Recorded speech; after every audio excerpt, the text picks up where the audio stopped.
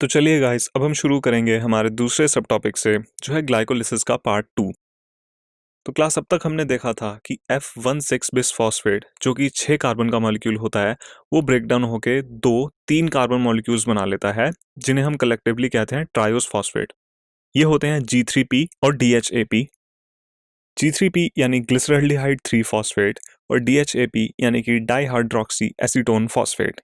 ये दोनों मॉलिक्यूल्स इंटरकन्वर्टिबल होते हैं, यानी कि G3P और DHAP एक दूसरे में चेंज हो सकते हैं। अब होता यह है कि ग्लाइकोलिसिस यहाँ से G3P यानी ग्लिसरल्डिहाइड 3 फॉस्फेट से कंटिन्यू होती है, और जो DHAP का मॉलिक्यूल होता है ये भी कन्वर्ट होकर G3P का मॉलिक्यूल बन जाता है। तो इसीलिए हमारे पास यहाँ से G3P के 2 मॉलिक्यूल्स बनते हैं, और इसी वजह से आगे के जितने भी प्रोडक्ट्स हमें मिलेंगे वो सब हमें 2-2 मॉलिक्यूल्स के फॉर्म में मिलेंगे। तो अब हम देखते हैं कि ग्लाइकोलिसिस ग्लिसरल्डिहाइड 3 फॉस्फेट से कैसे कंटिन्यू होती है। अगले स्टेप में G3P 1,3 बिस फॉस्फोग्लिसरिक एसिड के 2 मॉलिक्यूल्स बना लेता है। इस स्टेप में NAD+ रिड्यूस होके, यानी कि इलेक्ट्रॉन को एक्सेप्ट करके NADH बना लेता है। इस स्टेप को कैटेलाइज करने वाले एंजाइम का नाम है डिहाइड्रोजनेज।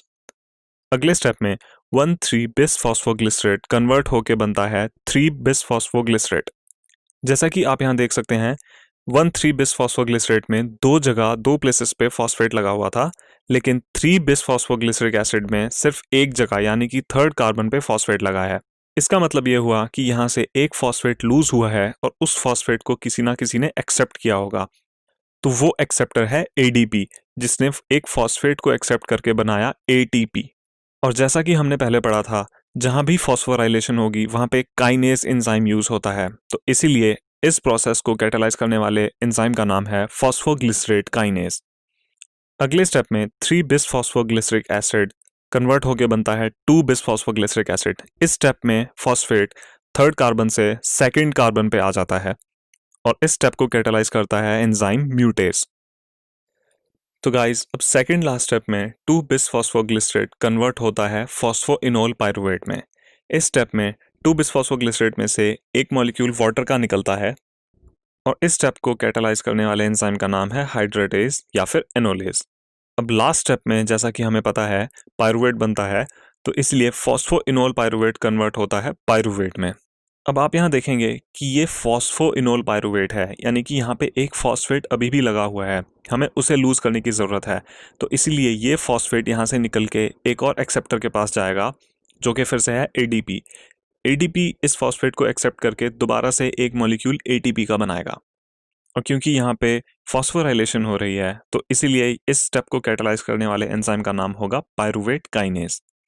क्लास यहाँ पे ग्लाइकोलिसिस के स्टेप्स खत्म होते हैं, क्योंकि अब हमारे पास 2 मॉलिक्यूल्स पाइरुवेट के हैं, और ये पाइरुवेट वो मॉलिक्यूल है जो लिंक रिएक्शन में एंटर करता है। लिंक रिएक्शन ग्लाइकोलिसिस और TCA साइकिल के बीच की कड़ी है, जिसके बारे में हम आगे जानेंगे। तो ये तो हमने पढ़ लिया ग्लाइकोलिसिस के स्टेप्स के बारे में। अब बारी है ग्लाइकोलिसिस के दौरान जो ATP यूज हुए हैं या फिर ATP बने हैं, उन सबको कैलकुलेट करने की। तो अब हम शुरू से हिसाब लगाएंगे। ग्लाइकोलिसिस में 2 मॉलिक्यूल जो हैं वो ग्लाइकोलिसिस में ATP के 2 मॉलिक्यूल्स शुरुआत में खर्च हुए थे। उसके बाद एनर्जी प्रोडक्शन हुआ है, और वो हुआ है 2 मॉलिक्यूल्स NADH+H+ की फॉर्म में। इसके साथ ही आगे 4 मॉलिक्यूल्स ATP के बने थे फॉस्फोराइलेशन की मदद से। हमारे लिए ये जानना भी ज़रूरी है कि एक NADH 3 ATP मॉलिक्यूल्स के बराबर होता है, और हमारे पास यहाँ 2 NADH बने हैं, तो टोटल मॉलिक्यूल जो ATP के मिलेंगे वो मिलेंगे 6। तो इस वजह से जो टोटल एनर्जी प्रोडक्शन ग्लाइकोलिसिस में हो रहा है वो है 6 ATP + 4 ATP - 2 ATP, यानी कि टोटल 8 ATP जो हैं वो हमें ग्लाइकोलिसिस की प्रोसेस के बाद मिलते हैं। इसमें से 6 ATP जो हैं वो NADH से मिले हैं, 4 ATP हमें आगे ग्लाइकोलिसिस के सेकेंड हाफ से मिले हैं, और 2 ATP मॉलिक्यूल माइनस हुए हैं, यानी कि स्टार्टिंग में जो यूज अप हुए थे।